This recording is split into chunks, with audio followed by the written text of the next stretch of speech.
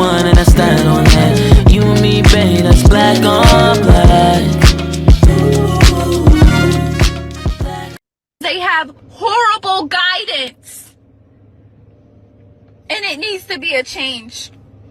And I'm asking, can somebody's mom stitch me and say like what the holdup is? What is the issue? Why are you listening to raunchy music around your kids? Why is it that you have to deal with certain people and be rude about it? Why can nobody correct your kid or help them get on a better track? And why do you guys approve and applaud bad behavior? Why? Because I'm telling you, all the teachers that are good and have genuine interest in building your kid, I want to help them. I want to help these little girls realize that they are precious, that they have purpose, that they're beautiful, that they're smart and intelligent, and that they can be somebody. I don't want to see little 5-year-olds trying to twerk to Pound Town. And you guys think that it's cute.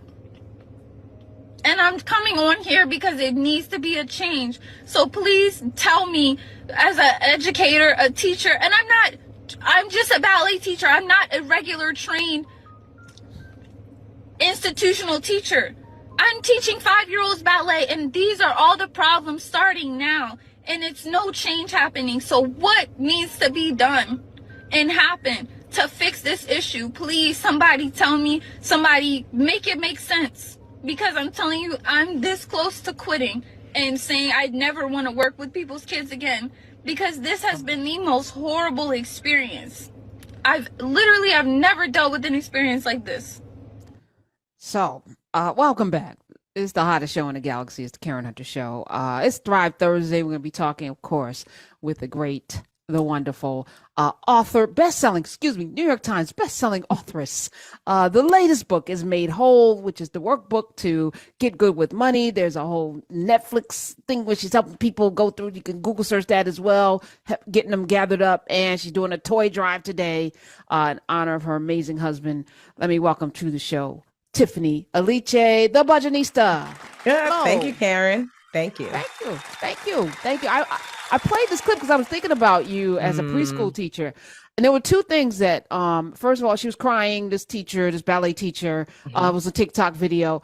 There was a couple of things. First of all, I think that we need more mature teachers, but unfortunately, they don't pay enough. And I think teachers should be paid, especially if you're dealing with the babies, you should be paid like doctors and lawyers, period. We need to attract the people who are making money on that level. That's what they should be paid. Number two, though, there is to me a disconnect with what's cute. I just finished watching Rap Shit on HBO Max, and there was a birthday party, and the little kids are twerking and stuff, and I'm like, because the mama is a rapper who twerks, and she thinks it's cute, and it's just, and I don't want to judge it, but at the same time, these kids memorize these lyrics. They can tell you every single thing because they're sponges, and there's a word gap. And there's a consciousness gap, and it starts there, right? 3, 4, 5, they bring in everything. So I was just wondering, as a former preschool teacher, what you think of I wanted to give that girl a hug because I was like, oh, you sound like me my first year or two before I figured out how to navigate that space. So just for context, I taught preschool in Newark for nearly 10 years. And so certainly I did have kids coming in, rapping songs that probably weren't like fully appropriate or twerking or whatever.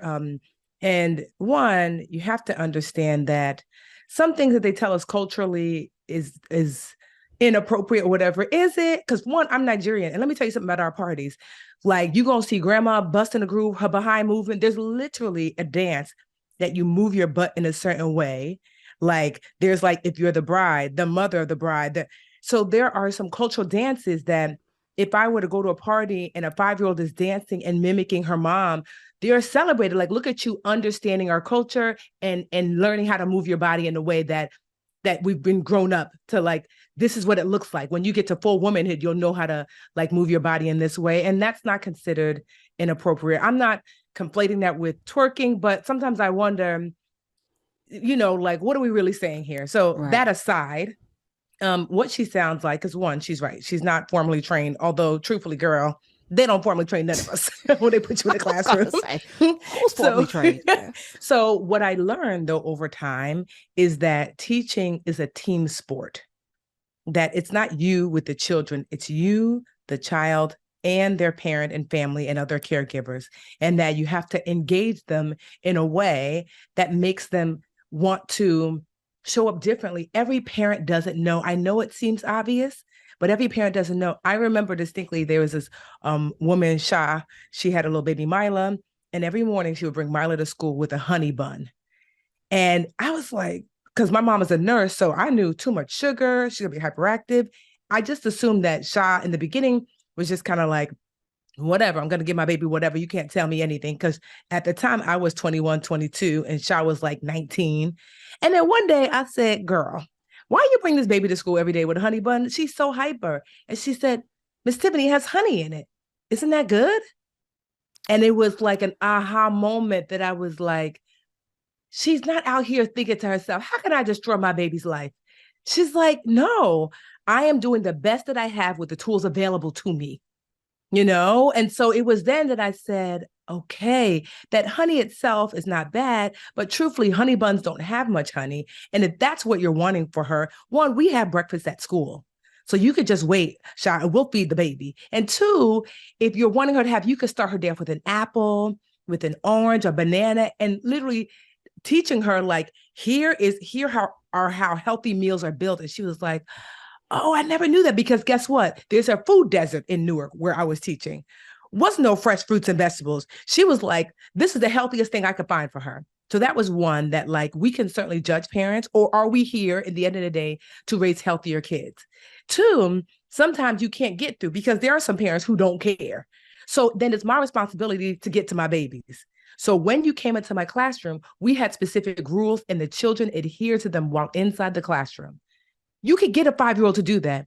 They could be cussing outside with their mama, but when they came into Miss Tiffany's classroom, hi, Miss Tiffany, how are you? Good morning. Yes, please. So, what? Like, kids don't act like that in the classroom if you don't allow for them to.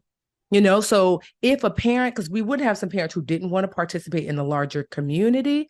And I was like, okay, I'll try my best. Well, then when the baby is here, I will do my best to parent, to teach, to everything while they're here.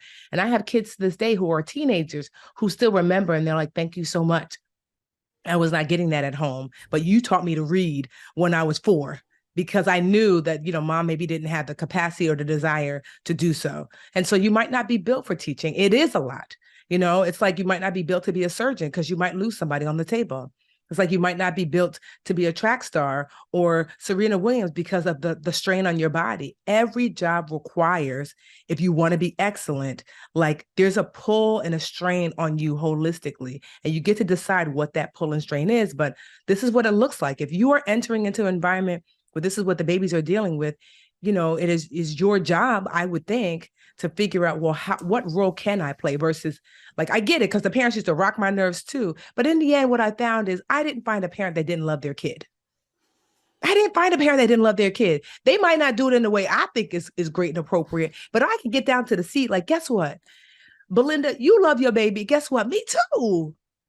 And once we got down to that, it's like, then what can we do? Because we both love this baby. So what can we do? And once I got down to that, it made it easier to navigate and create community with parents in a way that would be healthy for their kid and other kids.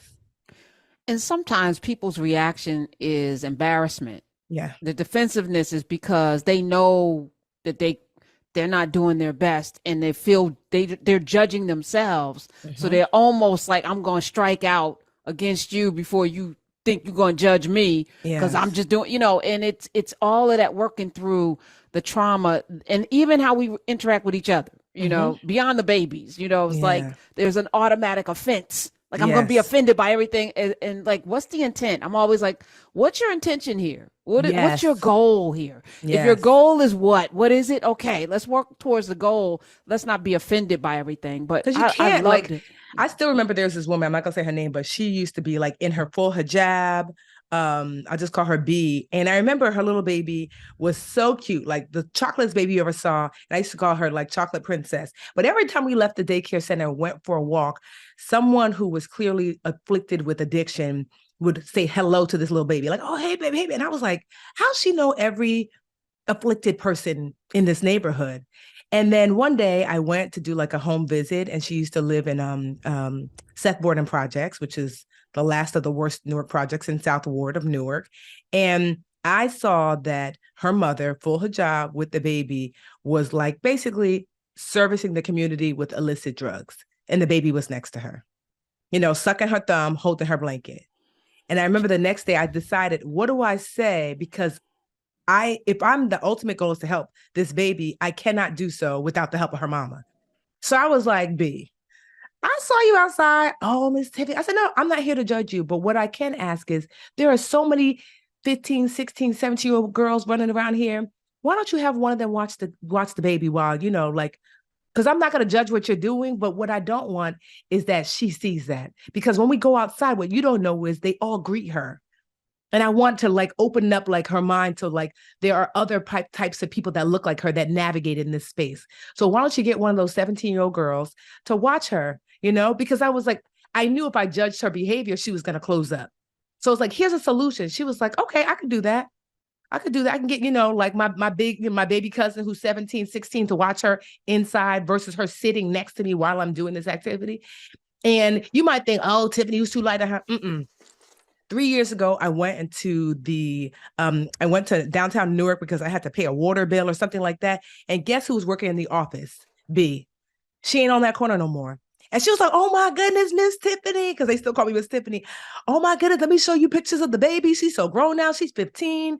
Thank you so much. What you need?